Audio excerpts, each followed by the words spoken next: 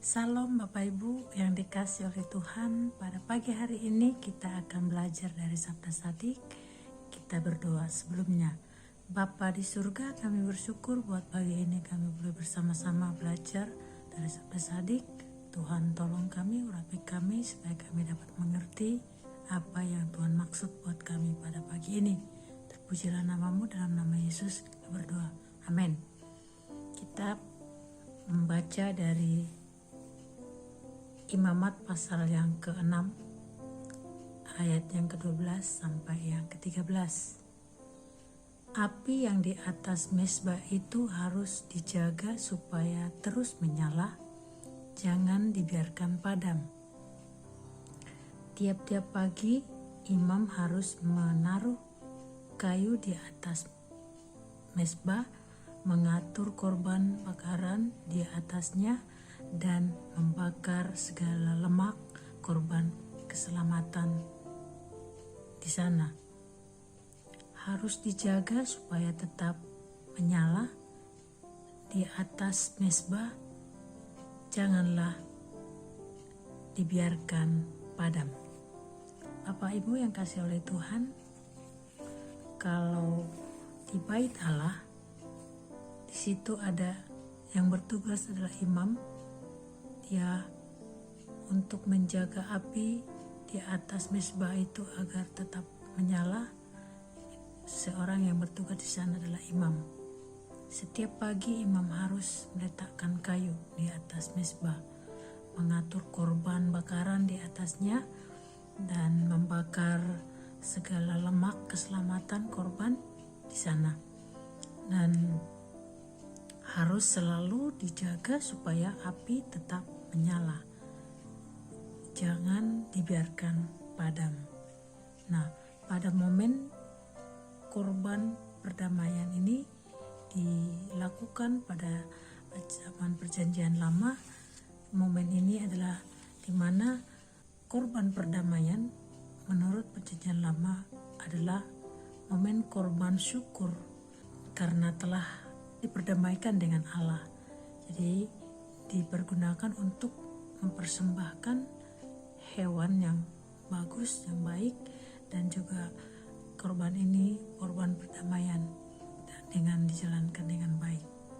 Maka api tidak boleh padam, selalu dijaga oleh para imam supaya apinya tidak padam.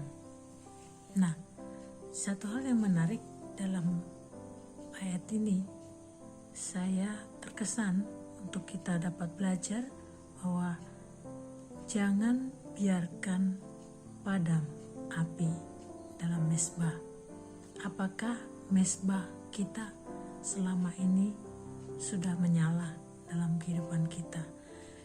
Tiap hari harusnya menyala dalam setiap hidup kita. Ciri kalau orang padam mezbahnya, tidak menyala, dia akan mengalami sebagaimana yang pernah dialami oleh bangsa Israel ketika Musa memimpin bangsa Israel.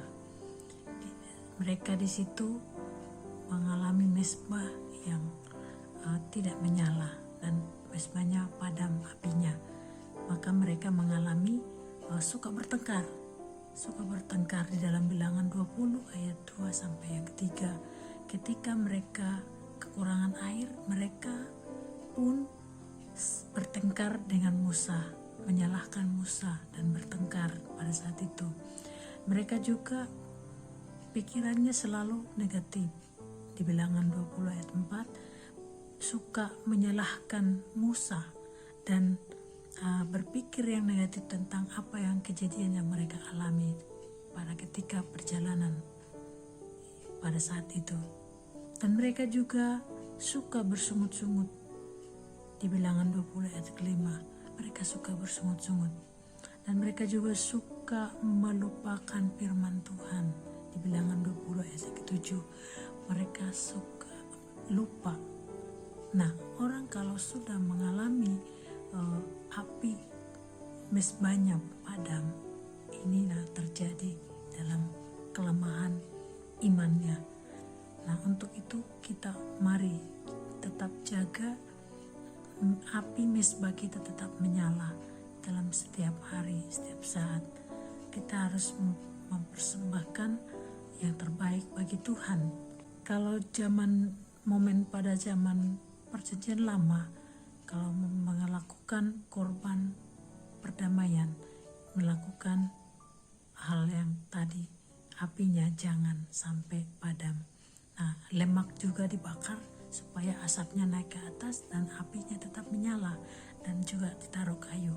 Nah, tetapi pada saat ini kita melakukan korban perdamaian, kita bukan lagi mempersembahkan binatang atau seperti tadi menyalakan mezbah dengan api tetap menyala. Nah, tetapi pada saat ini kita adalah korban perdamaian.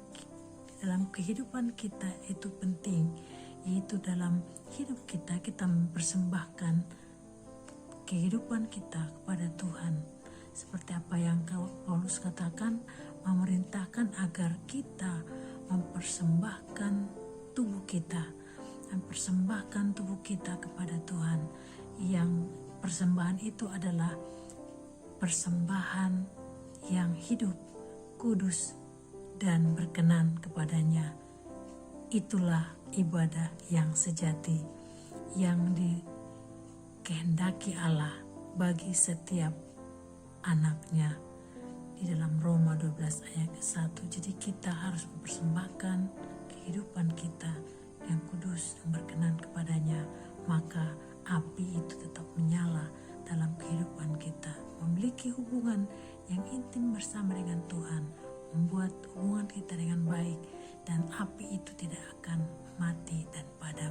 Semangat kita akan semakin menyala-nyala dalam mengikut akan Tuhan.